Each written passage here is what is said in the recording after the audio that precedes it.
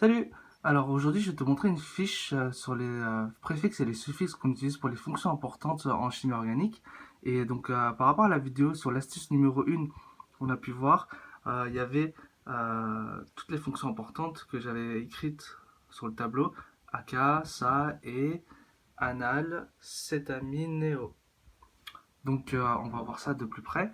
Au niveau de l'acide carboxylique, donc ça s'écrit COH pour sa formule, et pour le suffixe, on met acide oïque à la fin. Pour le préfixe, j'ai décidé de ne pas en mettre.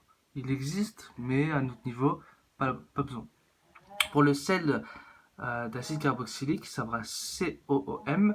M, tu peux remplacer par un cation, exemple sodium, potassium, etc. Donc on écrira OAT de sodium ou de OAT de potassium. Quelque chose devant. Non, quelque chose de derrière, pardon.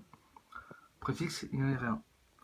Pour l'ester, ça va être COOR, OAT pour le suffixe et préfixe R, oxycarbonyle. Pour l'halogénion d'acide, ça va être COX. X, tu peux remplacer par le chlorure, tout ce qui est halogène, quoi. Donc en suffixe, on met oil et en préfixe, il n'y en a pas. Pour ce qui est niveau de l'amide CONH2, à la fin, en suffixe, on met amide et en préfixe, on met carbamoyle.